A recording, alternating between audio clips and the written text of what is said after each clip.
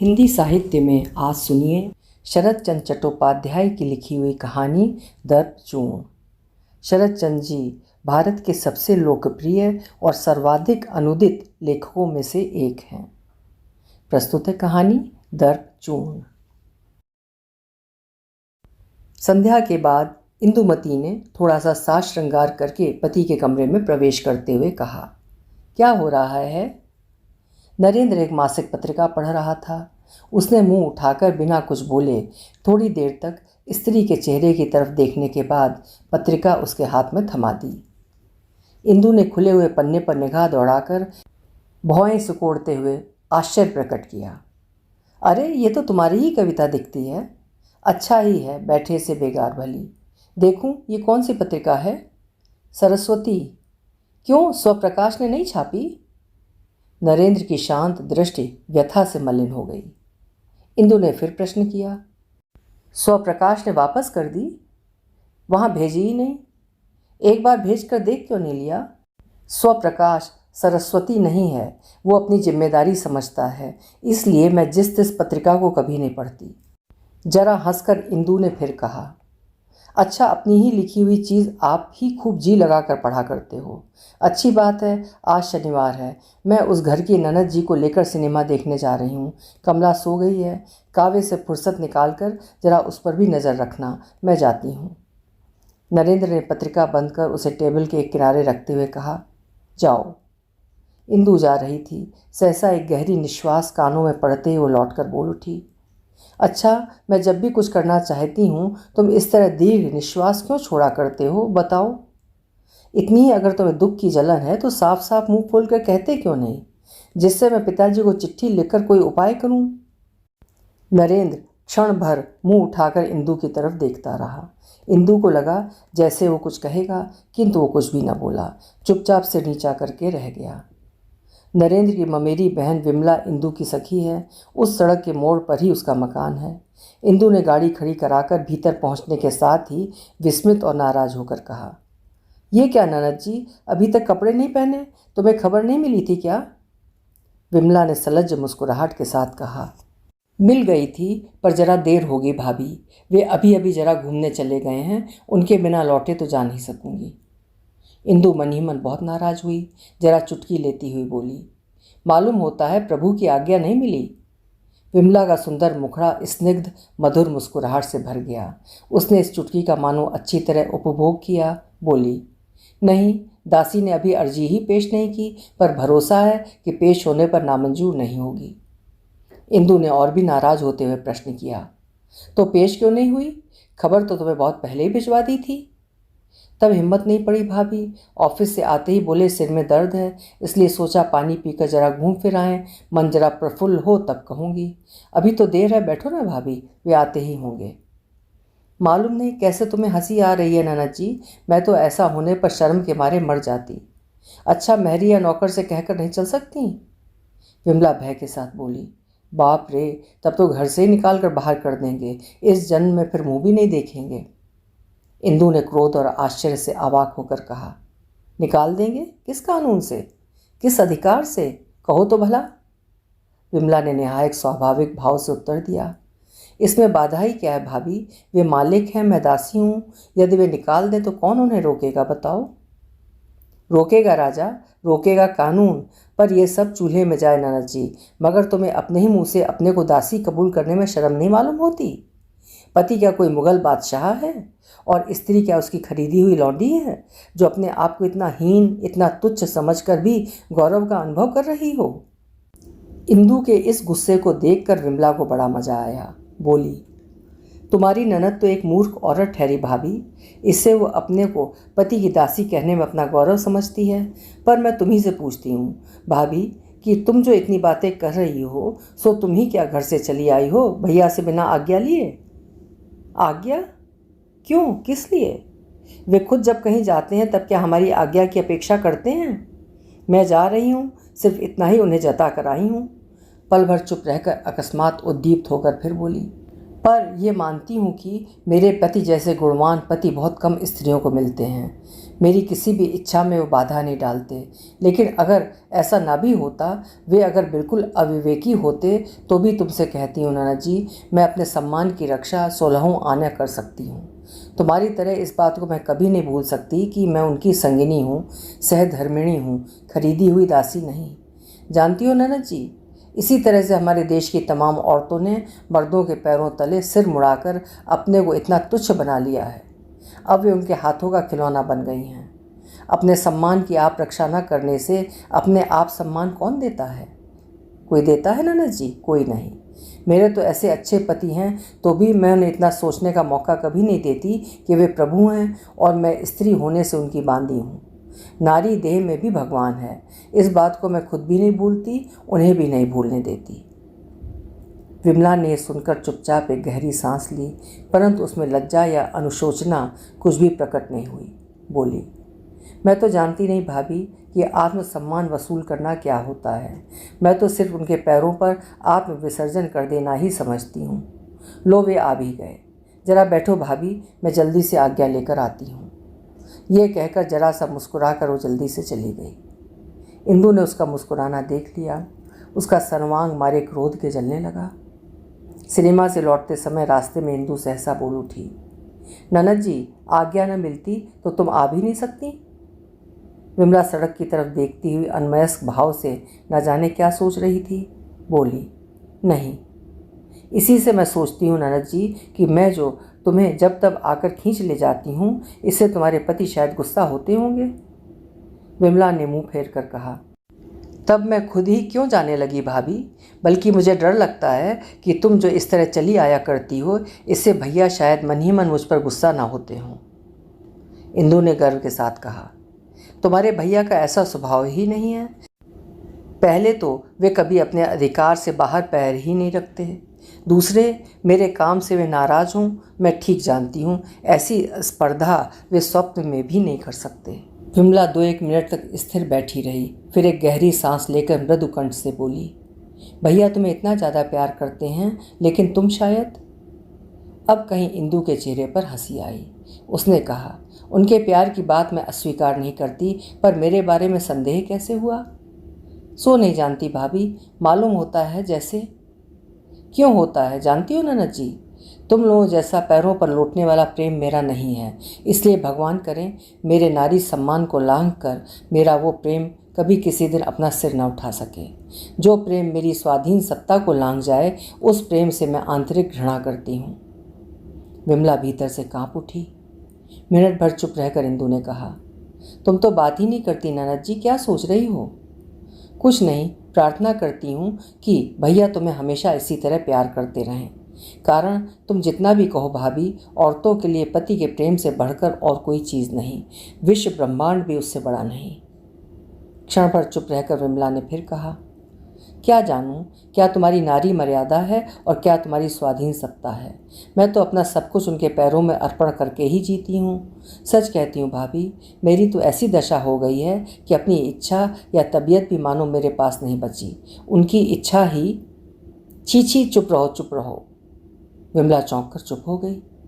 इंदु घृणा भाव से कहने लगी, हमारे देश की स्त्रियां बिल्कुल मिट्टी की पुतली हैं, प्राण नहीं, आत्मा नहीं, कुछ नहीं। अच्छा, मैं पूछती हूँ तुमसे कि इतना करके क्या पाया है तुमने? मेरी अपेक्षा कुछ अधिक प्यार अदा कर लिया है? ननद जी, प्रेम मापने का यंत्र नहीं है, नहीं तो माप कर दिखा देती, पर जाने दो उन बातों को। मगर क्यों जानती हो? अपने को तुम लोगों की तरह छोटा नहीं बनाया इसलिए। तुम्हारी तरह कंगाल वृत्ति को सिर माथे नहीं चढ़ाया इसलिए। मुझे बड़ा दुख होता है ननद जी कि वे क्यों शांत हैं, क्यों इतने निरीह हैं, क्यों कभी कोई एक बात नहीं कहते। नहीं तो दिखा देती कि वे जिसकी परवाह नहीं करते वो मनुष्य है, वो भी लापरवाही करना जानती है, वो भी आत्मसम्मान खोकर प्रेम नहीं चाहती। ये क्या, तुम तो मुंह फेर कर हंस रही हो? विमला ने ज़बरदस्ती हंसी रोक कर कहा, नहीं तो। नहीं कैसे, अब भी तो तुम्हारे होठों पर हंसी सजी हुई है। विमला हंसकर बोली, सजी हुई है तुम्हारी बातें सुनकर। अरे भाभी, बहुत मिला है ना, इसीलिए इतनी बातें निकल रही हैं। इंदु ने क्रोध भरे स्वर में पूछा, ना मिलता तो? तब नहीं निकलती। भूल है तुम्हारी, खालिस भूल ननद जी। सभी तुम्हारी जैसी नहीं हैं, सभी कोई भीख नहीं मांगती फिरती। ऐसी नारियां भी संसार में हैं जो आत्मगौरव समझती हैं। अब की बार विमला के चेहरे की हंसी धीरे धीरे मलिन हो गई। बोली, सो जानती हूँ। जानती तो ऐसा नहीं कहती, कुछ भी हो अब से जान लो कि ऐसी स्त्रियां भी मौजूद हैं जो भीख नहीं मांगती बल्कि अपने जोर से वसूल करती हैं। विमला ने व्यथित स्वर में कहा, अच्छा लो, ये घर आ गया, यहाँ उतरोगी नहीं? ना, मैं भी अब घर जाती हूँ। गाड़ी बांध, चल उस गली से। भैया से मेरा प्रणाम कह देना भाभी। कह दूंगी, गाड़ी बांध, चलो। अब और नहीं है, घर खर्च के लिए कुछ रुपए देने होंगे। उसकी इस प्रार्थना से नरेंद्र को आश्चर्य हुआ। कहा, इस बीच में ही 200 रुपये खत्म हो गए? नहीं हो गए तो क्या मैं झूठ बोल रही हूँ या कहीं छुपा रखे हैं? नरेंद्र की आंखों और चेहरे पर एक भय की सी छाया पड़ी। रुपए कहाँ हैं? किस तरह संग्रह किए जाएं? चेहरे के उस भाव को इंदु ने देखा तो पर गलत देखा।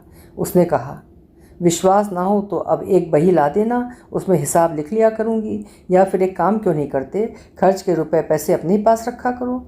इससे तुम्हें भी डर नहीं रहेगा और मुझे भी इस अविश्वास की लज्जा से रिहाई मिल जाएगी। यह कहकर उसने तीव्र दृष्टि से देखा कि उनके चेहरे की गाढ़ी छाया वेदना से प्रगाढ़ हो गई है। नरेंद्र ने धीरे से कहा, अविश्वास नहीं करता, परंतु क्या विश्वास भी नहीं होता, यही ना? अच्छा, जाती हूँ, जितना बन सकेगा हिसाब लिख कर लाती हूँ। कैसी सुख की गृहस्थी है मेरी। ये कहती हुई हमारे गुस्से के कमरे से बाहर हो गई, परंतु उसी क्षण फिर लौट पड़ी और बोली, परंतु क्यों? किस लिए मैं हिसाब लिखती फिरूं? मैं क्या झूठ बोलती हूँ? मेरी ममेरी बहन के ब्याह में कपड़े लत्ते लगे 50 रुपये से ऊपर। कमला की 2 फ्रॉकों के दाम हुए 12 रुपये। उस दिन बाइस्कोप में खर्च हुए 10-12। बस हिसाब लगा कर देख लो कितने बाकी बचते हैं। उनमें से 10-15 दिनों का घर खर्च क्या इतना ज़्यादा हो गया जो तुम्हारी आंखें सिर पर चढ़ गईं? मेरे भैया के घर तो महीने में 700-800 रुपये से भी पूरा नहीं पड़ता। सच कहती हूँ, ऐसा करने से मैं इस घर में नहीं टिक सकूँगी। इससे तो बल्कि साफ साफ कह दो कि भैया का मेदिनीपुर को तबादला हुआ है, सो मैं भी अपनी लड़की लेकर वहाँ चली जाऊँ। मुझे भी शांति मिले और तुम्हारी भी जान बचे।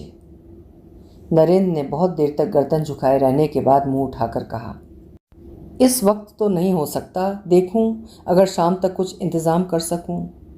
इसके माने अगर इंतज़ाम न कर सके तो क्या उपाय करना पड़ेगा? सुनो, कल ही मैं मेदिनीपुर चली जाऊंगी, परंतु तुम भी एक काम करो, इस दलाली के काम को छोड़ दो और भैया से कहकर कोई नौकरी जुटा लो। इससे तुम भविष्य में अच्छे रहोगे, परंतु जो काम तुमसे हो ही नहीं सकता उसमें हाथ डालकर खुद भी मिट्टी मत हो जाओ और मुझे भी नष्ट मत करो। नरेंद्र ने कुछ जवाब नहीं दिया। इंदु और भी कुछ कहना चाहती थी, पर इतने में नौकर ने आकर शंभू बाबू के आने का समाचार सुनाया और दूसरे क्षण बाहर जूतों की आहट सुनाई दी। इंदु बगल के कमरे से पर्दे की ओर में जाकर खड़ी हो गई। शंभू बाबू महाजन हैं। नरेंद्र के पिता काफ़ी कर्ज छोड़कर स्वर्गवासी हुए हैं। पुत्र के पास तगाजे के लिए अक्सर शंभू बाबू का आगमन हुआ करता है। आज भी वे इसी उद्देश्य से पधारे हैं। बड़े मृदुभाषी हैं। आसन ग्रहण करके धीरे धीरे आपने ऐसी कुछ बातें कहीं जिन्हें दोबारा सुनने से पहले बड़े से बड़ा निर्लज भी अपना सिर बेच डालने में दुविधा नहीं करेगा।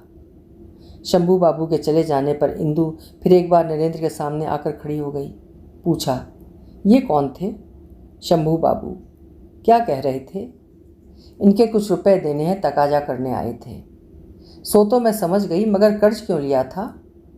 नरेंद्र ने इस प्रश्न का उत्तर कुछ घुमा फिरा कर दिया। कहा, बाबूजी का अचानक देहांत हो गया था, इसी से।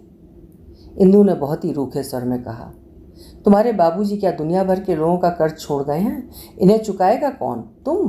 कैसे चुकाओगे बताओ भला? इतने प्रश्नों का एक सांस में जवाब नहीं दिया जा सकता। इंदु भी उसके लिए नहीं ठहरी। उसी वक्त बोली, ठीक है, तुम्हारे पिता तो खैर अचानक मर गए, पर तुमने तो अचानक ब्याह नहीं किया। ये सब बातें मेरे पिताजी को भी बतलाना उचित था और मुझसे छिपाना भी तो कर्तव्य नहीं था। लोगों के मुंह से सुना करती हूँ कि तुम बड़े धर्मभीरु आदमी हो। मैं पूछती हूँ, ये सब बातें क्या तुम्हारे धर्मशास्त्र में नहीं लिखी हैं? ये कहकर मानो ठीक युद्ध घोषणा करके वो पति के मुंह की तरफ देखने लगी। मगर हाय, इतने तीक्ष्ण बाण ऐसी निष्ठुरता के साथ जिस पर बरसे, भगवान ने उसे कैसा निशस्त्र, कैसा निरुपाय बनाकर भेजा है संसार में। किसी पर किसी भी कारण से प्रतिघात करने की शक्ति उसमें नहीं। शक्ति है तो सिर्फ सहने की। आघात की संपूर्ण वेदना उसके मन के भीतर चक्कर खाकर बहुत ही थोड़े समय में स्तब्ध हो जाया करती थी, किंतु आज उसे वो थोड़ा समय भी नहीं मिला। शंभू बाबू की अति उग्र बातों की आग जरा भी ठंडी ना हो पाई थी कि इंदु ने उसमें फिर ऐसी भीषण तीव्र आग जला दी कि उसके असह्य दहन से आज वो भी प्रत्युत्तर में एक कठोर बात कहने को तैयार हो गया, पर अंत तक मुँह से कह नहीं सका। अक्षम का निष्फल आडंबर सिर उठाते ही फटकर गिर पड़ा। उसके मुँह से क्षीण स्वर में सिर्फ इतना ही निकला, पिताजी के विषय में क्या तुम्हारा इस तरह कहना उचित है? नहीं, उचित नहीं है, परंतु मैंने तुमसे अपने उचित अनुचित का फैसला करने को तो नहीं कहा। क्यों तुमने अपने घर का सारा हाल मेरे पिताजी से साफ साफ नहीं कहा? मैंने कुछ भी नहीं छिपाया इंदु, इसके सिवा तुम्हारे पिता बाबूजी के बाल बंधु हैं, खुद ही सब जानते थे। तो यूँ कहो कि सब कुछ जानबूझकर ही पिताजी ने मुझे पानी में फेंक दिया है। असह्य वेदना और विस्मय से नरेंद्र स्तंभित होकर देखता रह गया और अंत में उसने सिर झुका लिया। स्त्री का यह क्रोध वास्तव में सत्य है या केवल कलह का छल है, सहसा वो कुछ निश्चय नहीं कर सका। यहाँ कुछ शुरू की बात बता देना जरूरी है। किसी समय बहुत दिनों तक दोनों परिवार अड़ोसी पड़ोसी के रूप में रहते थे और उन्हीं दिनों इन दोनों का विवाह लगभग तय हो चुका था। परंतु सहसा एक दिन इंदु के पिता ने अपनी राय बदलकर लड़की को ज़्यादा उम्र तक अविवाहित रखकर शिक्षित बनाने का निश्चय कर लिया और इससे उक्त विवाह संबंध टूट गया। कई साल बाद इंदु की 18 वर्ष की उम्र में जब फिर से बात चली, तब कोलकाता आकर सुना कि नरेंद्र के पिता की मृत्यु हो गई है। उस समय उसकी आर्थिक अवस्था की इंदु के माता पिता दोनों ने काफ़ी पर्यालोचना की, यहाँ तक कि उनकी राय भी विवाह करने की न हुई। वयस्क और शिक्षित कन्या के प्रबल अनुराग की उपेक्षा न कर सकने के कारण ही अंत में उन्हें राजी होना पड़ा। इस बात को इंदु इतनी जल्दी वास्तव में ही भूल गई है या झूठे मोह में अंधी होकर उसने जो अपने को प्रताड़ित किया था, उसकी तीव्र आत्मग्लानि ही अब उसे इस तरह दिन रात जला रही है। नरेंद्र इस बात का कुछ भी निर्णय न कर सकने के कारण सन्न होकर चुपचाप सिर नीचे किए बैठा रहा। उसे निर्वाक पति के आनत मुख की ओर क्षण भर देखकर इंदु आगे कुछ भी बिना कहे कमरे से बाहर हो गई। वो चुपचाप चली गई और पहले भी इस तरह बहुत बार चली गई थी, परंतु आज अकस्मात नरेंद्र को ऐसा महसूस हुआ जैसे उसके हृदय की अत्यंत वेदना के स्थान को इंदु जानबूझकर जोरों से रौंदती हुई निकल गई है। एक बार उसने जरा गर्दन उठाकर स्त्री के निष्ठुर पदक्षेप की ओर देखा। जब वो आंखों से ओझल हो गई, तब एक गहरी, बहुत ही गहरी सांस लेकर निर्जीव के समान वहीं मुरझाकर पड़ गया। सहसा आज उसके मन में पहले ये बात उत्पन्न हुई कि सब झूठ है, सब धोखा है। घर द्वार, स्त्री कन्या, स्नेह प्रेम, उसका सब कुछ आज पल भर में मरुभूमि की मरीचिका की तरह उड़ गया। कौन? विमला? आओ बहन बैठो, कहता हुआ नरेंद्र खाट पर से उठकर बैठ गया। उसके होठों पर जो व्यथा का चिन्ह प्रकट हुआ वो विमला की दृष्टि से छिपा नहीं रहा। बहुत दिनों से देखा नहीं दीदी, अच्छी तरह तो हो? विमला की आंखें डबडबा आईं। उसने धीरे से खाट के पास आकर कहा, भैया तुमने अपनी बीमारी की खबर मुझे अब तक क्यों न दी? बीमारी तो कोई ऐसी थी ही नहीं दीदी, सिर्फ वही छाती का दर्द जरा। विमला ने हाथ से आंसू पोंछते हुए कहा, जरा सा कैसा, उठकर बैठा तो जाता नहीं? डॉक्टर क्या कहता है? डॉक्टर का क्या होगा, अपने आप अच्छा हो जाएगा। डॉक्टर तक नहीं बुलाया? कितने दिन हुए? नरेंद्र जरा हंसते हुए बोला, कितने दिन? अरे उस दिन से तो हुआ ही है, जान पड़ता है 6-7 दिन हुए होंगे। 7 दिन? तब तो भाभी सब देख कर ही गई हैं। नहीं नहीं, देख कर नहीं गई, जान पड़ता है मेरी बीमारी को सचमुच ही समझ नहीं सकी। मैं उसके जाने के दिन भी बाहर बैठा था। नहीं नहीं, चाहे जितना गुस्सा हो, ऐसा क्या तुम लोगों से कभी हो सकता है दीदी? तो भाभी गुस्सा हो गई हैं? क्यों?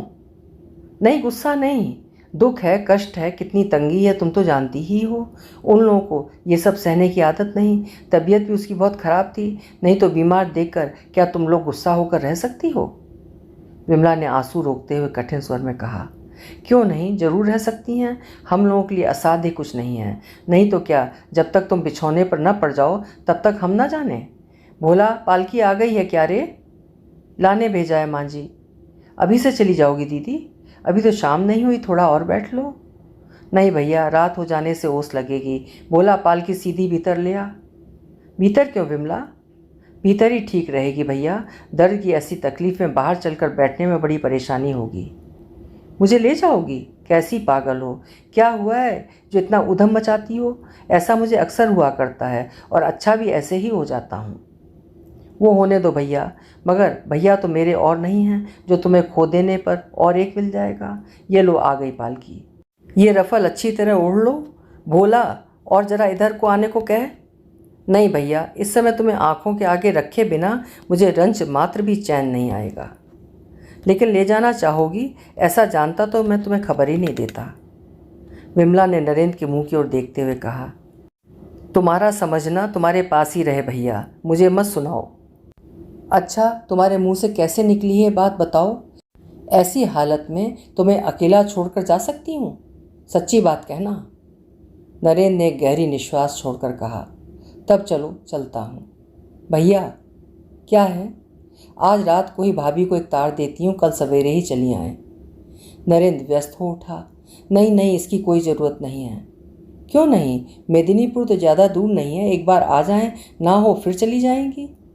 नहीं विमला, नहीं, सचमुच उसकी तबीयत अच्छी नहीं है, कुछ देर आराम कर लेने दो।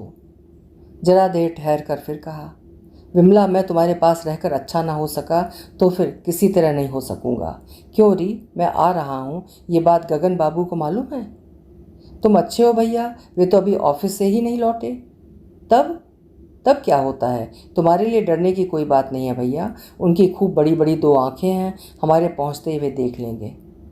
नरेंद्र ने बिस्तर पर लेटते हुए कहा, विमला, तब तो मेरा जाना नहीं हो सकता।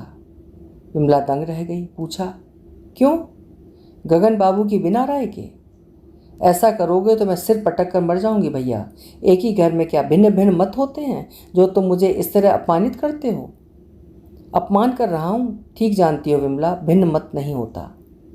विमला जरूरी कपड़े संभाल कर रख रही थी, लज्जा से सिर हिलाकर बोली, नहीं भैया, आज दर्द उतना ही मालूम होता है? बिल्कुल नहीं। इन 8 दिनों में तुम लोगों को कितना कष्ट दिया है। अब विदा कर दो दीदी। कर दूं किसके पास?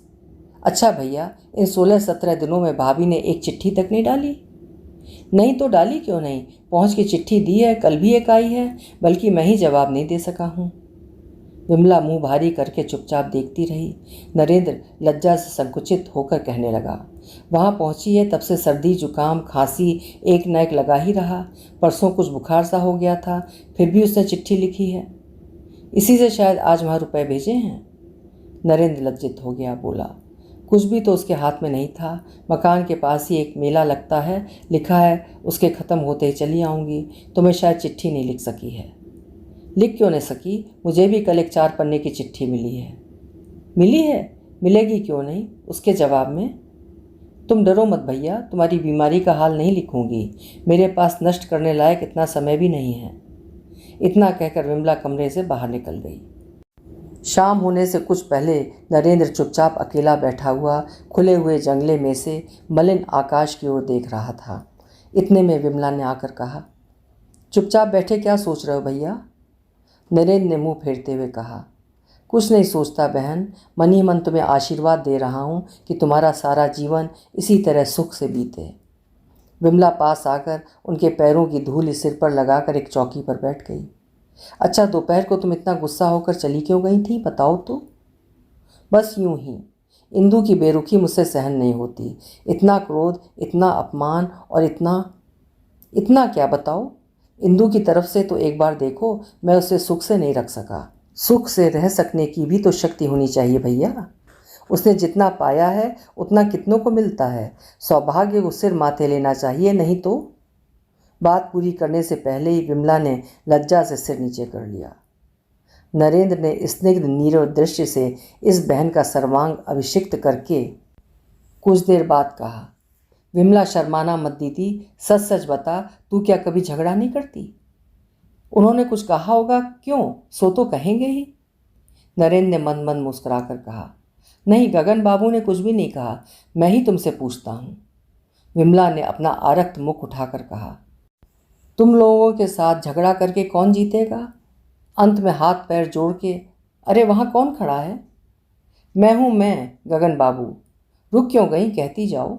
झगड़ा करके किसे किसके हाथ पैर जोड़ने पड़ते हैं, बात पूरी तो कर डालो। जाओ, जो साधु पुरुष छिपकर सुनते हैं उनकी बात का जवाब मैं नहीं देती। ये कहकर विमला कृत्रिम क्रोध की ओट में हंसी दबाती हुई जल्दी से बाहर निकल गई। नरेंद्र उठकर एक गहरी सांस लेकर मोटे तकिए के सहारे बैठ गया।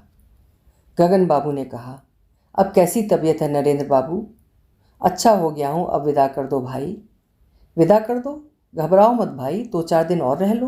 तुम्हारी इस बहन के आश्रय में जो जितने दिन रह लेता है उसकी उतने ही साल आयु बढ़ जाती है, ये जानते हो? जानता तो नहीं, पर संपूर्ण विश्वास करता हूँ। गगन बाबू ने दोनों आंखें फाड़ कर कहा, विश्वास क्या करना है, ये तो प्रमाणित हुई बात है। वास्तव में नरेंद्र बाबू, ऐसे ऐसे रत्न भी संसार में पाए जाते हैं।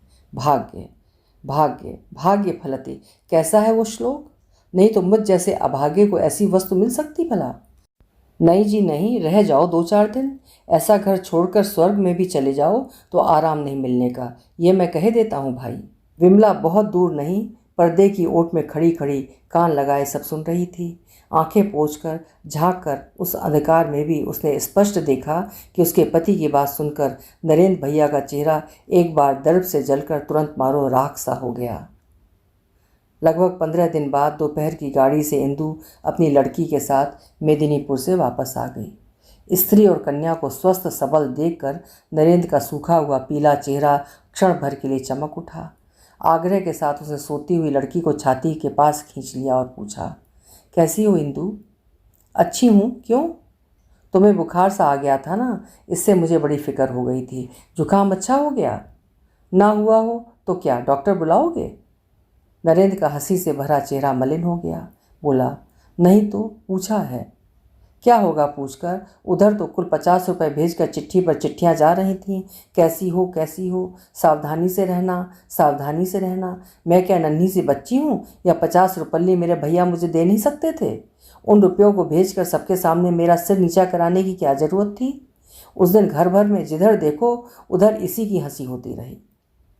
नरेंद्र का मलिन मुख और भी मलिन हो गया। उसने अस्पष्ट स्वर में कहा, और ज़्यादा कहीं से जुटा नहीं सका। रुपए न भेजकर यही लिख क्यों नहीं दिया? उफ, फिर वही रोज़ रोज़ की नहीं नहीं दो दो, मज़े में थी इतने दिन। वास्तव में अमीर की लड़की का गरीब के घर में पड़ने के समान महापाप संसार में दूसरा कोई है ही नहीं। ये कहती हुई और अपने समय इस परम तथ्य से पति का हृदय परिपूर्ण करती हुई इंदु अन्यत्र चली गई। कोई 1 महीने के बाद पति पत्नी की ये पहली मुलाकात हुई। बाहर आकर इंदु ने इधर उधर निगाह दौड़ाकर अपने खास कमरे में जाकर देखा तो उसे बड़ा आश्चर्य हुआ। मकान के और स्थानों की तरह यहाँ की भी सब वस्तु बाकायदा साफ सुथरी की जा रही है। पूछा, इतनी सफाई क्यों की जा रही है री? नई नौकरानी ने कहा, आप आएंगी इसलिए। मैं आऊँगी इसलिए? हाँ माँ जी, बाबूजी ने यही तो कहा था, आपको मैला कुचैला कुछ भी नहीं सुहाता। इसी से आज 3 दिन से। इंदु ने भीतर ही भीतर एक प्रकार का बड़ा भारी गौरव अनुभव किया। ऊपर से स्वाभाविक भाव से कहा, गंदगी और किससे देखी जाती है? तो भी अच्छा है जो। हाँ माँ जी, आदमी लगाकर ऊपर नीचे सब साफ कराया गया है। जा, राम टहल को तो जरा बुला ला।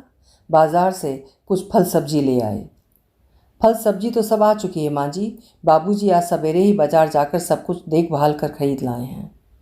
डाब हैं? अंगूर है? क्यों नहीं, अभी ले आती हूँ, कहकर दासी चली गई। इंदु के चेहरे पर से विरक्ति का मेघ बिल्कुल उड़ गया। बल्कि कुछ देर पहले जो पति का मलिन मुख उसने देखा था वो उसकी छाती में कहीं कांटे सा चुभने भी लगा। जरा आराम करने के 1-2 घंटे बाद वो प्रसन्न मुख से पति के बैठक वाले कमरे में पहुंची। देखा कि नरेंद्र चश्मा लगाकर बहुत झुके हुए कुछ लिख रहा है। इंदु ने कहा, इतना मन लगाकर क्या लिखा जा रहा है, कविता? नरेंद्र ने मुंह उठाकर कहा, नहीं। तो क्या है? कुछ नहीं, कहकर उसने कागज को ढक लिया। इंदु के प्रसन्न मुख पर बादल छा गए। बोली, फिर कुछ नहीं, पर इतने ना झुककर जिससे कुछ दुख दारे दूर हो, ऐसे किसी काम में मन लगाओ। मैंने सुना है भैया के हाथ में नौकरी की कई जगहें खाली हैं। यह कहकर वो पति के चेहरे की तरफ गौर से देखती रही।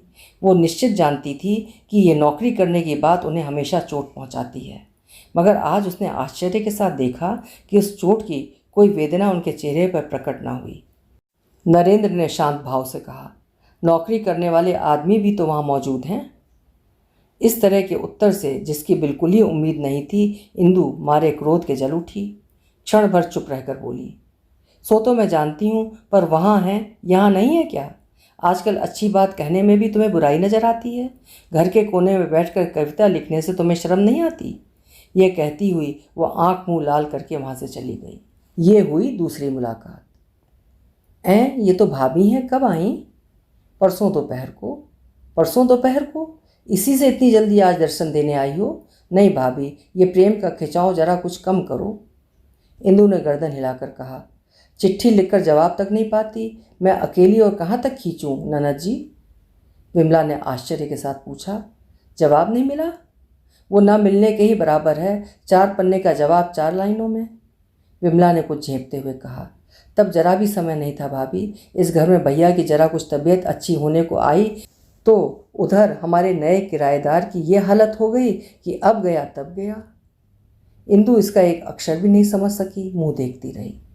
विमला उधर कुछ ध्यान न देकर कहती गई, उस मंगलवार की बात मुझे हमेशा याद रहेगी। 7 दिन बाद खबर मिलने पर मैं भैया को ले आई। उसके 2 दिन बाद भैया की छाती का दर्द ऐसा बढ़ा कि सब घबरा उठे। इधर अंबिका बाबू की बीमारी भी खूब बढ़ गई। क्या बताऊं भाभी, सेक देते देते और लेप चढ़ाते चढ़ाते घर भर के लोगों के हाथों की चपड़ी उखड़ गई। तमाम दिन और रात किसी का नहाना खाना तक नहीं हुआ। हाँ, सती साध्वी कहूँगी अंबिका बाबू की बहू को। है तो लड़की ही अभी, लेकिन कैसा जतन, कैसी पति सेवा की उसने। उसी के पुण्य से अब की वे जी गए हैं, नहीं तो डॉक्टर वैद्यों की ताकत नहीं थी कि। अंबिका बाबू कौन? मालूम नहीं, घाटाल के पास के कहीं के रहने वाले हैं। इलाज के लिए यहाँ आए हैं। अपने इस बगल वाले घर में किराए पर रह रहे हैं। ना तो कोई घर के आदमी है, ना पैसा ही है, सिर्फ बहू है। इंदु बीच ही में पूछ उठी, तुम्हारे भैया की तबीयत बहुत ज़्यादा खराब हो गई थी? विमला ने होंठ से कोड़ते हुए कहा, हाँ, उस रात को तो मैं सचमुच ही डर गई थी। उस ताक पर दवाइयों की खाली शीशियों का ढेर लगाए देखो ना, 3-3 डॉक्टर। और क्यों भाभी, भैया ने तुम्हें चिट्ठी में ये सब बातें नहीं लिखी? इंदु ने अनमयस्क की भांति उत्तर दिया, नहीं। विमला ने पूछा, शायद यहीं आकर सुना है, क्यों? इंदु ने उसी तरह जवाब दिया, हाँ। विमला कहने लगी, मैंने तुम्हें पहले ही दिन तार भेजना चाहा था। सिर्फ 2-4 घंटे का तो रास्ता ही था, बड़ी आसानी से तुम आ सकती थी, पर भैया ने किसी तरह भेजने ही नहीं दिया। फिर हंसकर कहा, उन्हें तुमने क्या कर दिया है सो तुम ही जानो भाभी। बीमारी की हालत में तुम घबरा ना जाओ, इसी डर से किसी भी तरह उन्होंने खबर नहीं देने दी। खैर, भगवान की मर्जी से वे अच्छे हो गए, नहीं तो और क्या होता ननद जी। बीमारी होने पर भी मेरी ज़रूरत नहीं पड़ी, और ना अच्छी होने पर भी शायद ज़रूरत ना पड़ती। इतना कहकर इंदु वहाँ से उठी और ताक के पास जाकर दवाइयों की खाली शीशी और अधखाली शीशियों को हिला डुलाकर उनके लेबल पढ़ने लगी। परंतु ये क्या हुआ, जो कभी नहीं हुआ था सो हुआ। आज अकस्मात उसकी आंखें आंसुओं से डबडबा आईं। क्यों, क्या वो अपनी कोई भी नहीं होती जो इतनी बड़ी बात हो गई उसे खबर तक नहीं दी गई? उसने अपनी ऐसी कौन सी बड़ी पीड़ा की बात लिखी थी जिससे बीमारी का समाचार देना भी उचित नहीं समझा गया? अच्छा होने के बाद भी उन्होंने कितनी चिट्ठियों में कितनी ही बातें लिखी, सिर्फ अपनी ही बात लिखना भूल गए। खूब, यहाँ आए भी 3 दिन हो गए, फिर भी क्या याद न पड़ा?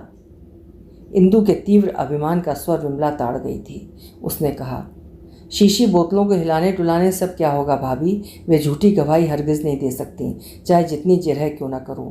आओ, तुम्हारे लिए चाय तैयार है।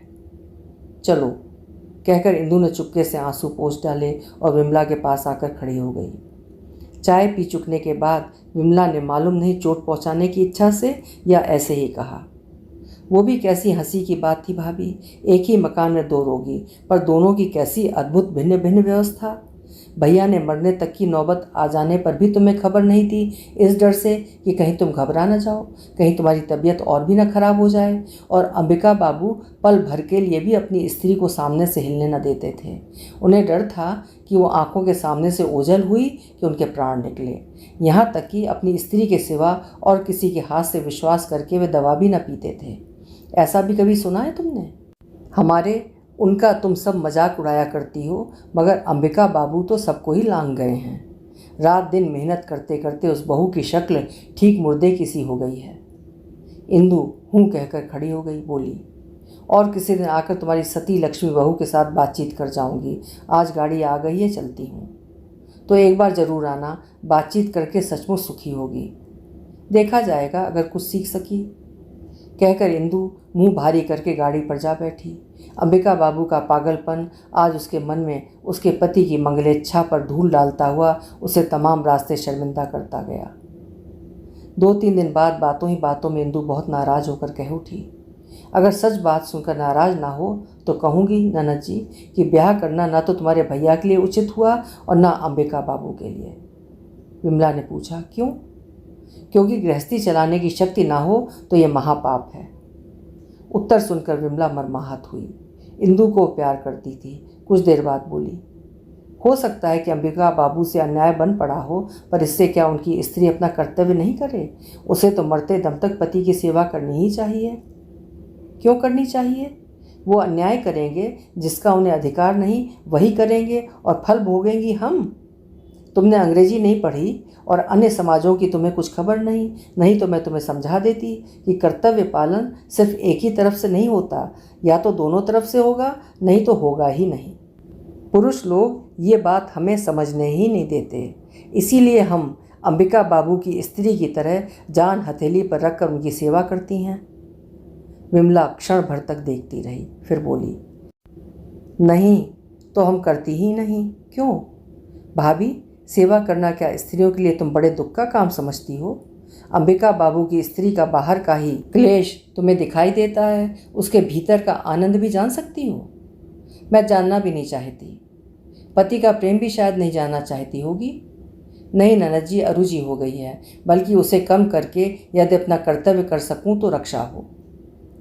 विमला खड़ी थी, निश्वास छोड़कर धीरे से बैठकर बोली, ठीक यही बात पहले भी एक बार तुमने कही थी, परंतु तब मैं नहीं समझ सकी थी और अब भी न समझ सकी कि मेरे भैया अपना कौन सा कर्तव्य पालन नहीं करते। क्या है कर्तव्य, सो तो तुम जानती होगी। बहुत सी किताबें पढ़ी हैं, बहुत से देशों की जानकारी है तुम्हें। तुम्हारे साथ तर्क करना मुझे शोभा नहीं देता, परंतु मेरा दृढ़ विश्वास है कि पति न्याय अन्याय कुछ भी करें, उनके प्रेम की उपेक्षा करने की स्पर्धा किसी देश की स्त्रियों में नहीं है। मुझे तो मालूम होता है कि उस चीज़ के खोने से मरना कहीं अच्छा, उसके खोए जाने के बाद भी जीते रहना सिर्फ विडंबना है। मैं ये नहीं मानती। मानती जरूर हो। कहती हुई विमला हंस पड़ी। उसे सहसा ख्याल आया कि ये सब परिहास है। सचमुच ही परिहास के सिवा नारी के मुंह से ये और क्या हो सकता है। बोली, लेकिन ये भी बताए देती हूँ भाभी, मेरे सामने जो मुंह में आया कह दिया, मगर भैया के सामने इन सब बातों को लेकर ज़्यादा चतुराई न दिखाना, क्योंकि वे पुरुष ठहरे, कितने ही बुद्धिमान क्यों ना हों, अक्सर मजाक को वे नहीं समझते। ये उनका काम है, इसके लिए मैं दुश्चिंता नहीं करती, लेकिन मुझसे तो बिना चिंता किए रहा नहीं जाता भाभी। इंदु ने जबरन हंसकर पूछा, क्यों भला? विमला ने जरा सोच विचार कर कहा, नाराज मत होना भाभी, किंतु भैया की बीमारी के वक्त मुझे सचमुच ही मालूम हुआ था कि भैया तुम्हें पाने के लिए किसी समय पागल हो उठे थे। कहावत है कि जहाँ पैर में कांटा चुभे वहाँ पलके बिछा देना, मगर वो भाव अब शायद नहीं रहा। सहसा इंदु के सारे मुंह पर मानो किसी ने कालिक पोत दी। इसके बाद उसने जबरन सूखी हंसी लाते हुए कहा, तुम्हें 1000 धन्यवाद ननद जी। भैया से कहना कि मैं इस ओर भ्रूक्षेप भी नहीं करती, और तुम भी अच्छी तरह समझ लो कि मैं अपनी भलाई बुराई आप ही संभालना जानती हूँ। उसे लेकर दूसरों के साथ माथा गर्म करने की ज़रूरत नहीं समझती। घर वापस आकर इंदु ने पति के कमरे में घुसते ही पूछा, मेरे मेदिनीपुर चले जाने के बाद क्या तुम बीमार हो गए थे? नरेंद्र ने कॉपी पर से मुंह उठाकर धीरे से कहा, नहीं बीमार तो नहीं, वही दर्द हुआ था। खर्च बचाने के लिए ननद जी क्या पहुंच गए थे? क्यों? स्त्री के इस अत्यंत कटु संकेत से नरेंद्र अपनी कॉपी पर फिर झुक गया और क्षण भर मौन रह के मृदु स्वर में बोला। विमला स्वयं आकर लिवा ले गई थी, परंतु मैं सुन पाती तो कह देती कि असमर्थों के लिए ही अस्पताल बनाए गए हैं, उन्हें दूसरे के मत्थे न पड़कर वहीं जाना चाहिए। नरेंद्र ने अब ना तो मुँह ही उठाया और ना कुछ जवाब ही दिया। इंदु झटके के साथ पर्दा हटाकर चली गई। धक्का लगने से एक छोटी सी तिपाही फूलदान समेत उलट पड़ी। उसने पीछे को मुड़कर देखा तक नहीं। 5 मिनट बाद उसी तरह झटके से पर्दा हटाकर फिर भीतर आकर कहा, ननद जी ने मुझे खबर देनी चाहिए थी, तुमने मना क्यों किया था? सोचा होगा आकर दवा के साथ जहर मिला देगी, क्यों? नरेंद्र ने सिर उठाकर कहा, नहीं ऐसा नहीं सोचा, तुम्हारी तबीयत अच्छी नहीं थी ना। अच्छी ही थी, यद्यपि खबर पाने पर भी मैं आती नहीं, ये निश्चित है, परंतु वहाँ मैं बीमारी के मारे मरी जा रही हूँ, ये बात भी तो मैंने तुम्हें चिट्ठी में नहीं लिखी। व्यर्थ ही झूठी बातें कहकर ननद जी को मना करने की कोई वजह नहीं थी। ये कहकर वो जैसे आई थी वैसे ही चली गई। नरेंद्र भी पहले की तरह कॉपी पर झुका रहा, किंतु सारी लिखावट उसकी आंखों के सामने लिप पुत कर एकाकार हो गई। इंदु ने पर्दे के पीछे से डॉक्टर से पूछा, आप ही ने गगन बाबू के घर पर मेरे पति का इलाज किया था? वृद्ध डॉक्टर ने आंख उठाकर इंदु के उद्वेग से मलिन मुंह की ओर सिर हिलाकर मंजूर किया। हाँ, इंदु ने कहा, लेकिन ऐसा तो नहीं मालूम होता कि उन्हें पूरा आराम हो गया है। ये रहे आपकी फीस के रुपए। आज एक बार आकर अगर आप उन्हें मित्र भाव से देख जाएं तो बड़ा उपकार हो। डॉक्टर कुछ विस्मित हुए। इंदु समझ गई, बोली, उनका ऐसा स्वभाव ही है, वे इलाज नहीं कराना चाहते। दवा का प्रिस्क्रिप्शन उसे छिपा कर दीजिएगा और उन्हें जरा समझा दीजिएगा। डॉक्टर इस पर राजी होकर चले गए। राम टहल ने आकर खबर दी, मान जी वल्लभ सुनार आया है। आ गया, यहाँ बुला लो। वल्लभ, जरा काम के लिए तुम्हें बुलाया है, तुम हमारे विश्वासी आदमी हो। इन चूड़ियों को तुम्हें बिकवा देना होगा। बड़े पुराने ढंग की चूड़ियाँ हैं भाई, अब ये नहीं पहनी जाती। इन्हीं रुपयों से एक नई जोड़ी खरीदने का मन है। अच्छी बात है माँ जी, बेच दूंगा। कांटा लाए हो ना? वजन करके देखो तो सही कितना है। दाम लेकिन मुझे कल ही चाहिए, देर होने से नहीं चलेगा। हाँ, कल ही दे दूंगा। वल्लभ ने चूड़ियाँ हाथ में लेकर कहा, ये तो बिल्कुल नई चीज़ है माँ जी, बेचने से कुछ ना कुछ तो नुकसान जाएगा ही। सो जाने दो वल्लभ, इनकी बनावट मुझे नहीं भाती। और सुनो, इस बारे में बाबूजी से कुछ मत कहना। बाबू से छिपाकर गहने बेचने खरीदने का इतिहास वल्लभ से छिपा नहीं था। वो जरा हंसकर चूड़ियाँ ले गया। डॉक्टर साहब, वे 5-6 शीशी दवा पी गए, पर छाती का दर्द तो नहीं गया? नहीं गया? कहाँ, उन्होंने तो कुछ नहीं कहा। आप तो जानते ही हैं उनका स्वभाव ही ऐसा है, परंतु मैं निश्चित जानती हूँ कि उनकी बीमारी गई नहीं है। इसके सिवा शरीर तो सुधरता नहीं। डॉक्टर ने सोच विचार कर कहा, देखिए मुझे भी संदेह होता है, सिर्फ दवा से कुछ ना होगा। एक मर्तबा हवा पानी बदलना जरूरी है। यही आप उनसे क्यों नहीं कहते? कहा था एक दिन, मगर वे इसकी ज़रूरत ही नहीं महसूस करते। इंदु ने रुष्ट होकर कह डाला, उनके महसूस न करने से क्या होगा? आप डॉक्टर हैं, आप जो कहें वही तो होना चाहिए। वृद्ध चिकित्सक जरा मुस्कुराए। इंदु ने अपनी उत्तेजना पर लज्जित होकर कहा, देखिए मैं बहुत व्याकुल हो उठी हूँ, आप उन्हें खूब डर दिखा दीजिए। डॉक्टर ने सिर हिलाकर धीरे से कहा, इन सब बीमारियों में डर तो है ही। इंदु का मुंह पीला पड़ गया, बोली, सचमुच डर है? उसके चेहरे की तरफ देखकर डॉक्टर सहसा कुछ जवाब न दे सके। इंदु की आंखों में आंसू आ गए, बोली, मैं आपकी लड़की की तरह हूँ डॉक्टर साहब, मुझसे छिपाइए मत। क्या हुआ है मुझे सब खोल कर बताइए। ठीक क्या हुआ है सो तो डॉक्टर खुद भी नहीं जानते थे। उन्होंने तरह तरह से समझाकर जो कुछ बताया उससे इंदु का डर दूर नहीं हुआ। वो अपने कमरे में आकर रोने लगी। शाम से पहले नरेंद्र हाथ की कलम रखकर खुले जंगले में से बाहर की ओर देख रहा था। इंदु कमरे में घुसकर पास ही एक चौकी खींचकर उस पर बैठ गई। नरेंद्र ने एक बार मुंह फेर कर देखा और वो फिर उसी तरफ देखने लगा। कुछ दिनों से इंदु ने रुपए नहीं मांगे थे, आज वो किस लिए आकर बैठ गई, इसका निश्चित अनुमान करके नरेंद्र की छाती धक धक करने लगी। इंदु ने रुपए नहीं मांगे, कहा, डॉक्टर साहब कहते हैं दर्द जब दवाओं से अच्छा नहीं हो रहा है तब आबो हवा बदलने की ज़रूरत है। एक बार चले क्यों नहीं जाते घूमने? नरेंद्र वास्तव में चौंक उठा। बहुत दिनों से अज्ञात स्नेह के धन ने मानो कहीं से छिपे हुए उसे पुकारा। इंदु के इस कंठ स्वर को तो वो भूल ही गया था। इसी से मुंह फेर कर हतबुद्धि की तरह उसकी तरफ देख कर वो क्षण भर के लिए न जाने क्या क्या अपने मन ही मन ढूंढता फिरने लगा। इंदु ने कहा, क्या कहते हो? तो फिर कल की ही तैयारी करके चल दिया जाए। ज़्यादा दूर जाने की ज़रूरत नहीं, यहीं बैजनाथ के आसपास हम दोनों, कमला और नौकरानी। राम टहल पुराना विश्वासी आदमी है, उसे घर पर ही रहने दो। वहाँ एक छोटा सा मकान किराए पर ले लेने से ही काम चल जाएगा। तो फिर आज से ही सामान ठीक करना शुरू कर दिया जाए ना। किसी प्रकार के खर्च की बात से ही नरेंद्र को डर लगता था। इस भारी भरकम इशारे से उसका मिजाज बिगड़ गया। प्रश्न किया, इस डॉक्टर को यहाँ बुलाया किसने था? इंदु के जवाब देने से पहले ही उसने कहा, विमला से कहो मेरे पीछे डॉक्टर लगाकर मुझे परेशान करने की ज़रूरत नहीं है, मैं अच्छा हूँ। विमला छिपे छिपे डॉक्टर भिजवाती है, विमला ही सब कुछ है। इंदु के हृदय में ठेस लगी, परंतु उसे दबाकर बोली, लेकिन तुम तो सचमुच ही अच्छे नहीं हो। दर्द तो अभी अच्छा हुआ नहीं। अच्छा हो गया, फिर भी शरीर तो अभी सुधरा नहीं, साफ दिख रहा है। एक बार घूम फिर आओ और कुछ हो चाहे ना हो, बिगाड़ तो कुछ होगा नहीं। नरेंद्र भीतर बाहर से ऐसी जगह आ पहुंचा था जहां सहन करने की शक्ति निपट चुकी थी। फिर भी धक्के को संभालता हुआ बोला, मगर घूमने फिरने का सामर्थ्य नहीं है। इंदु ने जिद करके कहा, सो नहीं होगा, प्राण तो बचाने ही पड़ेंगे।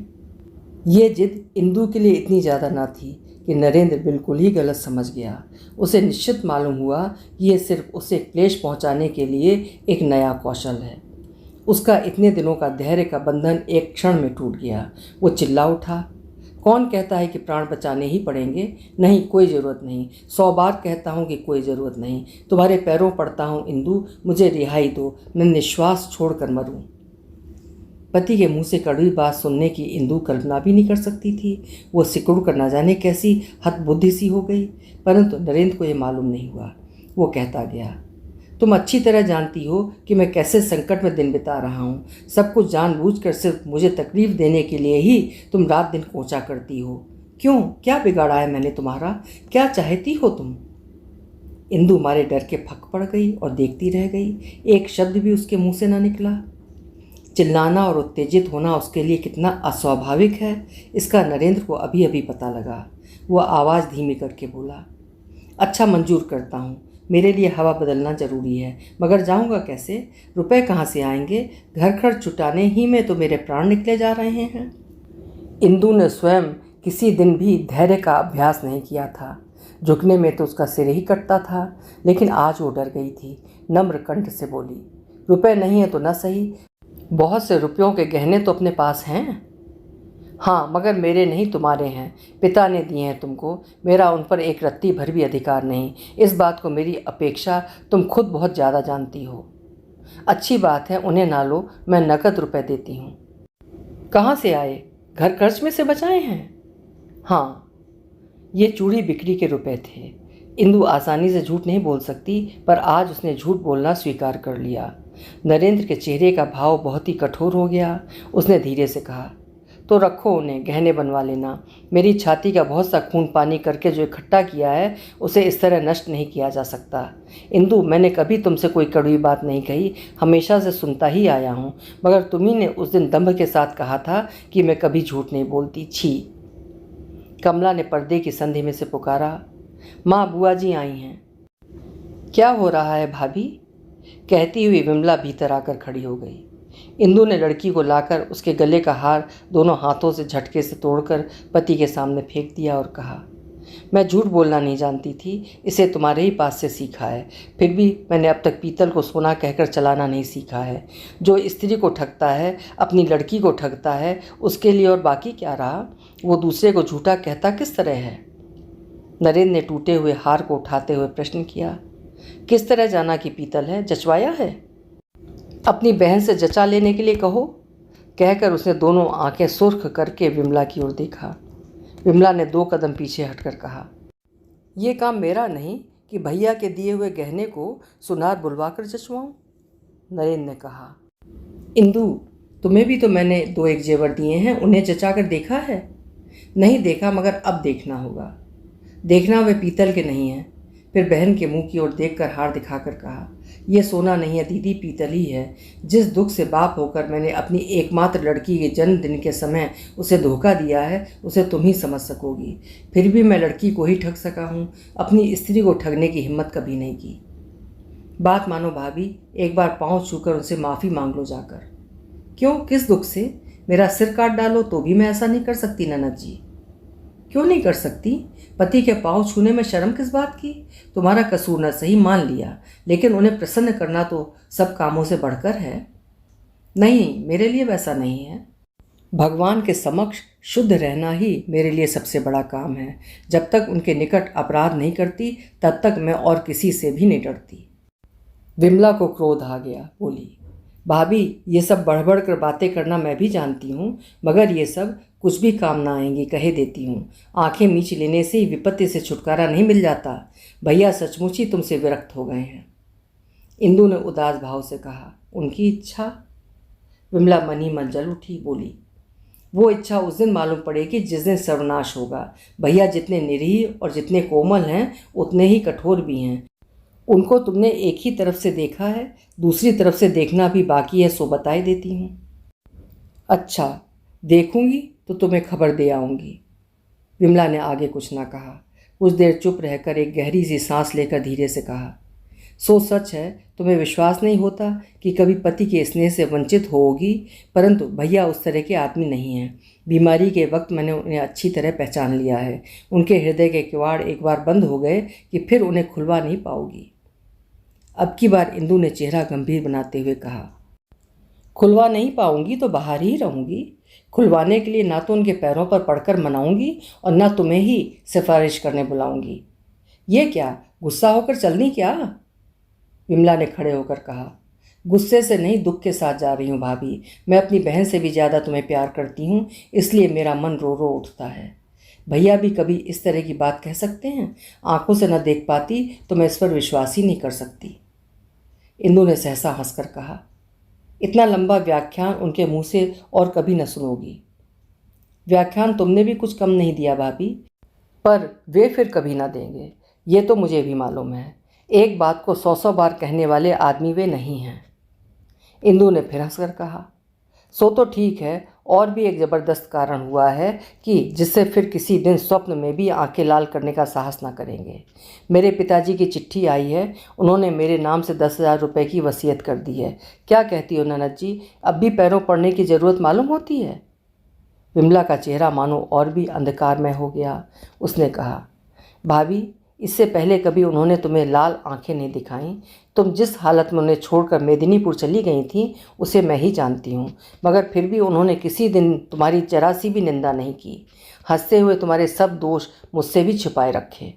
सो ये क्या, तुम्हारे रुपयों के लोभ से? भाभी, श्रद्धा के बगैर प्रेम नहीं रहता। जिस चीज़ को तुम तेजी दिखाकर लापरवाही से खो रही हो, वो उस दिन तुम्हें मालूम पड़ेगी जिस दिन सचमुच ही खो जाएगी। पर एक बात मेरी भी याद रखना भाभी, मेरे भैया इतने नीच नहीं हैं, और अब और नहीं। शाम हो रही है, जाती हूँ। कल परसों वक्त मिलने पर एक बार मेरे घर आ जाना। अच्छा, कहकर इंदु पीछे पीछे सदर दरवाजे तक चली आई। उसके आने का मृदु पद शब्द विमला ने सुनकर भी न सुना। उसे ये मालूम हो गया। गाड़ी में सवार होकर दरवाजे से मुंह निकालकर हमेशा ये दोनों सखियां परस्पर एक दूसरे को निमंत्रण देती हुई हंसते हंसते दरवाजे बंद करती थीं। आज गाड़ी में घुसते ही विमला ने दरवाज़ा बंद कर लिया। घर आकर इंदु कमला को छाती के पास खींचकर लेट गई। विमला चली गई, किंतु अपनी तीखी गर्म बातें रख गई। उनकी गर्मी कितनी थी, ये इंदु को अब मालूम हुआ।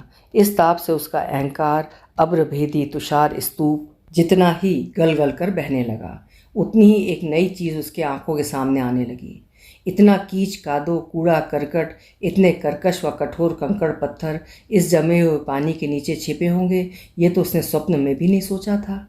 सहसा उसके हृदय के भीतर से न जाने कौन पूछने लगा, कैसा होगा इंदु अगर वे मन ही मन तुम्हें त्याग दें, तुम पास आकर बैठो और वे अगर घृणा के कारण हट जाएं। उसके सारे शरीर के रोंगटे खड़े हो गए। कमला ने कहा, क्या है माँ? इंदु ने उसे जोर से छाती से चिपटा लिया और उसका मुख चूम कर कहा, तेरी बुआ इतना डराना जानती हैं कि? काहे का डर माँ? इंदु ने फिर एक चुंबन लेकर कहा, कुछ नहीं बेटी, सब झूठी बातें हैं, सब झूठी। जा तो बिटिया, देख के तो आ, तेरे बाबूजी क्या कर रहे हैं। लड़की दौड़ी चली गई अपने बाप के पास। आज 2 दिन से पति पत्नी में बोलचाल बंद है। कमला ने वापस आकर कहा, बाबूजी चुपचाप सो रहे हैं। चुपचाप? अच्छा तू यहीं सो रहे बिटिया, मैं देखे आती हूँ। यह कहकर इंदू चली गई। पर्दे की संध में से देखा, लड़की ठीक कहती है। वे सोफे पर ऊपर की ओर देखते हुए पड़े हैं। 5-6 मिनट खड़ी रहकर इंदू लौट आई। आज उसे प्रवेश करने का साहस ना हुआ। ये देखकर वो खुद ही ताज्जुब करने लगी। कमला, क्या है माँ? तेरे बाबूजी के सिर में शायद जोर से दर्द हो रहा है। जा तो बेटी, बैठे बैठे जरा सिर पर हाथ फेर देना। लड़की को भेजकर इंदू खुद ओट में खड़ी होकर उत्सुकता से दोनों की बातें सुनने लगी। लड़की ने पूछा, सिर में इतना दर्द क्यों हो रहा है बाबूजी? पिता ने जवाब दिया, कहाँ, दर्द तो नहीं है बेटी। लड़की ने फिर पूछा, माँ ने तो कहा कि खूब दर्द हो रहा है। पिता कुछ देर चुप रहकर लड़की के चेहरे की तरफ देखते रहे। थोड़ी देर बाद बोले, तुम्हारी माँ जानती नहीं? पर्दा हटाकर इंदू स्वाभाविक भाव से कमरे के भीतर चली आई। टेबल की बत्ती कम करके बोली, कमज़ोर शरीर से इतनी मेहनत कैसे झेल सकोगे? जा तो कमला, ऊपर से ओडी कोलोन की शीशी तो ले आ जरा, और राम टहल को थोड़ी सी बर्फ़ लाने को लिए कह दें। लड़की को उठाकर इंदू खुद सिरहाने के पास बैठ गई। बालों में हाथ देकर बोली, आग सी निकल रही है। नरेंद्र आंखें मूंदे पड़ा रहा, कुछ भी नहीं बोला। इंदू ने चुपचाप बालों में हाथ फेरते हुए जरा झुककर स्नेह भरे कंठ से पूछा, छाती का दर्द आज कैसा है? वैसा ही है। तो फिर ये जो गुस्से में आकर 2 दिन दवा नहीं पी, बढ़ जाए तो क्या हो, बताओ। नरेंद्र ने आंखें खोलकर शांत कंठ से कहा, मेरी तबीयत अच्छी नहीं है, जरा चुपचाप पड़ा रहना चाहता हूँ इंदू। इस बात का ये जवाब? इंदू बिजली की तरह उठ खड़ी होकर बोली, अच्छा पड़े रहो, मुझसे कसूर हुआ जो तुम्हारे कमरे में आई। फिर दरवाजे के पास आकर अचानक खड़ी होकर बोली, तुम अपने प्राणों को नष्ट करके मुझे सज़ा नहीं दे सकते। ये चिट्ठी पढ़कर देखो, पिताजी ने मेरे नाम से 10,000 रुपये की वसीयत कर दी है। इतना कहकर वो बाएं हाथ से चिट्ठी को सोफे के पास फेंक कर बाहर आकर खड़ी हो गई और उसके बाद मुंह से आंचल लगाकर रुलाई को दबाती हुई अपने कमरे में आकर किवाड़ बंद करके सो गई। बात सहना और हार मानना तो उसने सीखा ही नहीं। बहुत सी स्त्रियां नहीं सीखती। इसी से आज उसके बहुत से अच्छे संकल्प व्यर्थ हो गए। वो क्या करने गई थी और क्या करके लौट आई।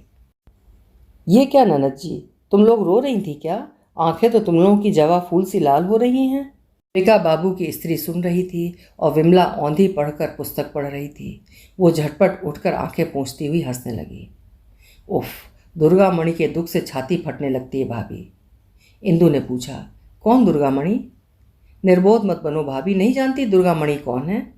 चारों ओर जो उनकी इतनी नामवरी हो रही है सो ठीक ही मालूम होती है। इंदू ने और कुछ भी नहीं समझा सिर्फ यही कि किसी किताब की बात हो रही है। हाथ बढ़ाकर कहा, देखूं किताब? हाथ में लेकर ऊपर ही देखा कि ग्रंथकार है उसके पति। पन्ने उलटते ही दृष्टि पड़ी, समर्पण की गई है विमला को। इंदू ने पुस्तक को शुरू से आखिर तक उलट पुलट कर रख दिया। पति के द्वारा लिखी गई, छापी गई, समर्पण की गई और उसे इसका अनुस्वार विसर्ग तक नहीं मालूम।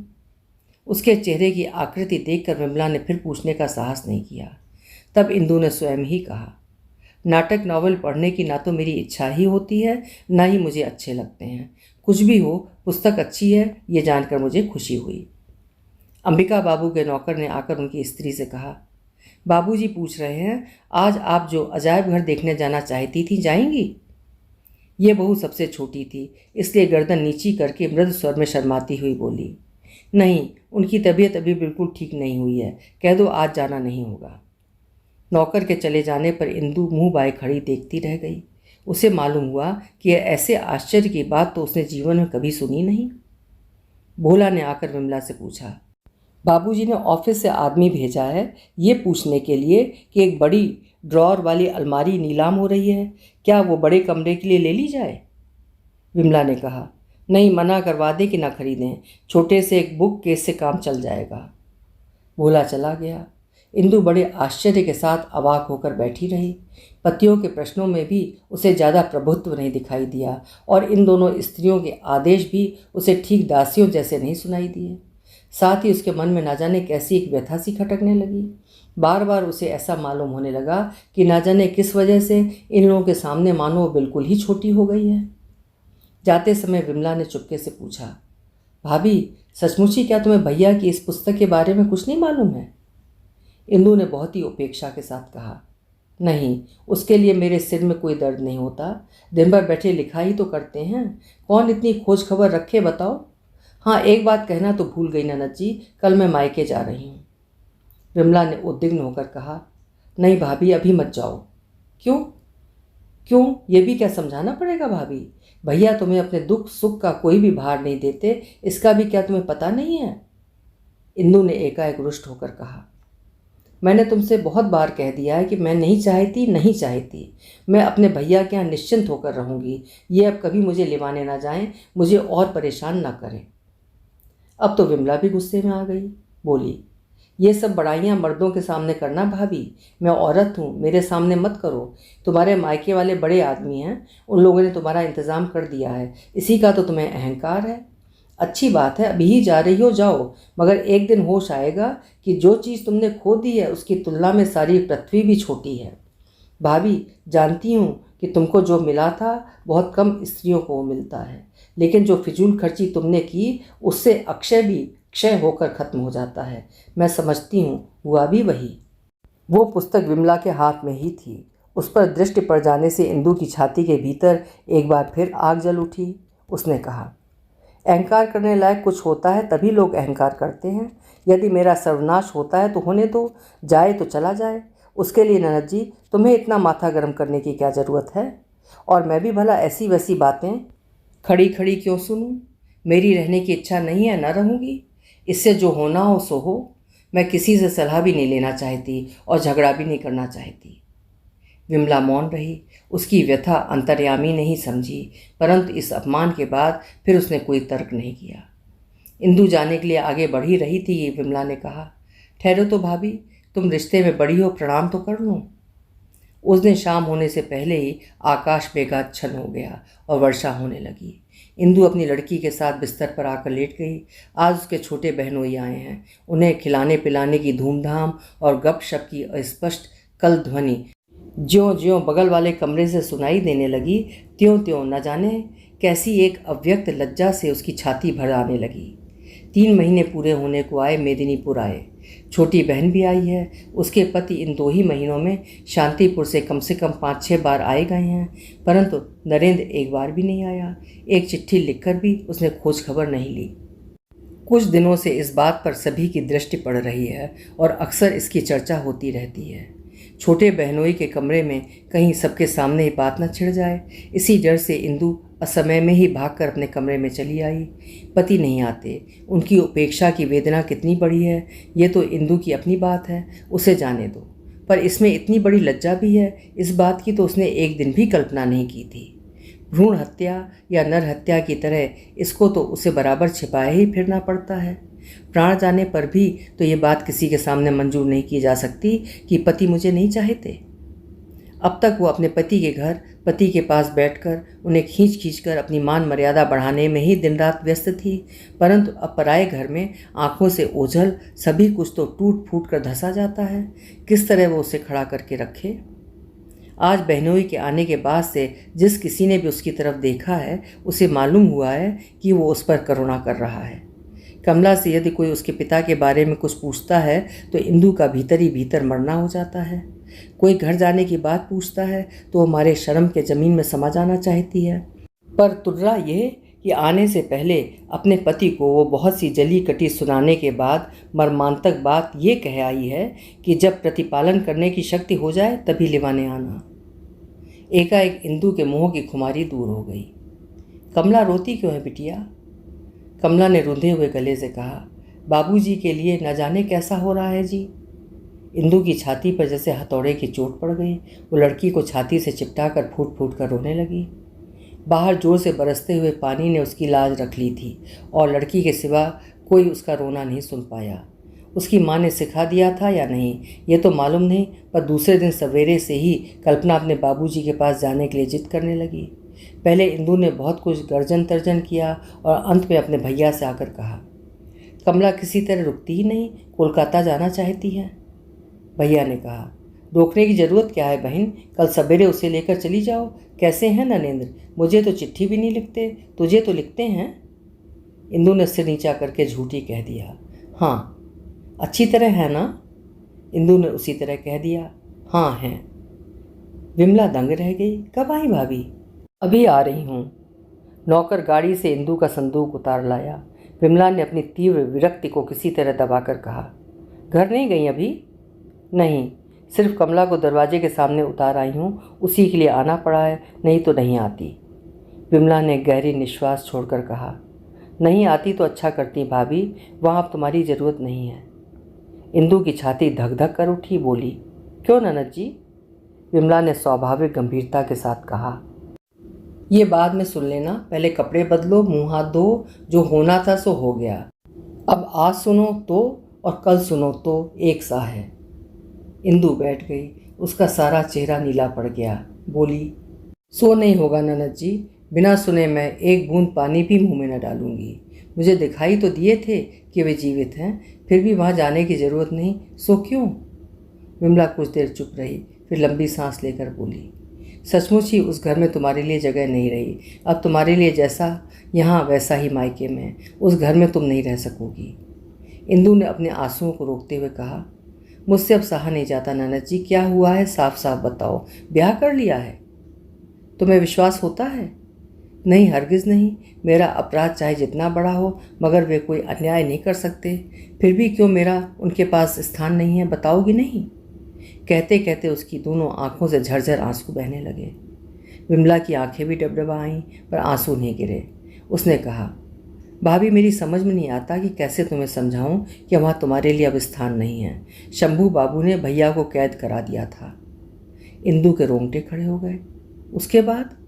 विमला ने कहा, हम लोग उस समय काशी में थे। शंभू बाबू ने रुपए जुटाने के लिए 2 दिन का समय दिया था, मगर 4000 रुपये नहीं जुटा सके। गिरफ्तार होने के बाद भैया ने भोला को मेरे पास काशी भेजा, लेकिन हम लोग उस समय इलाहाबाद पहुंच गए थे। वो वापस चला आया और फिर गया। इस तरह 10 दिन की देर हो गई। उसके बाद हम लोग यहाँ पहुँचे। हमारे पास भी इतना नकद रुपया नहीं था। अपने जेवर गिरवी रखकर 11वें दिन कहीं जाकर भैया को छुड़ा कर वे घर लाए। तुम्हारे पास भी तो 4-5 हज़ार के जेवर हैं भाभी, और मेदिनीपुर कुछ ज़्यादा दूर भी नहीं है। तुम्हें ही लिख देते तो ये सब कुछ ना होता। भैया ने 10 दिन हाजत में रहना तो मंजूर कर लिया, पर तुम्हारे सामने हाथ नहीं पसारे। अब उनके पास जाकर क्या करोगी? बहुत सा सुख तो तुम उन्हें दे चुकी। अब पिंड छोड़ो, मुक्ति दो, उन्हें जीने दो और तुम भी जियो।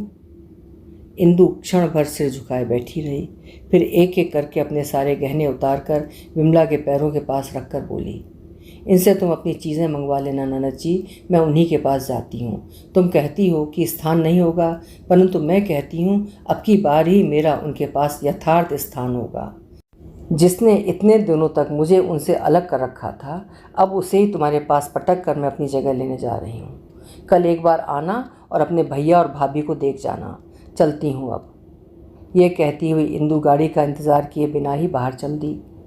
ओरे भोला, साथ साथ जा, कहती हुई विमला आंखें पोंछकर पीछे पीछे दरवाजे के पास तक आकर खड़ी हो गई।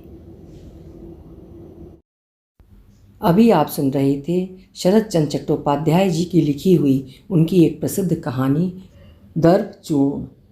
कहानी अगर पसंद आई हो तो कहानी को लाइक और हाइप ज़रूर करिएगा। और आपसे अनुरोध है कि अगर चैनल पर पहली बार आए हों या अभी तक सब्सक्राइब न किया हो तो कृपया चैनल भी सब्सक्राइब कर लें। आपको बहुत बहुत धन्यवाद। कल फिर मिलेंगे। आपका समय शुभ हो।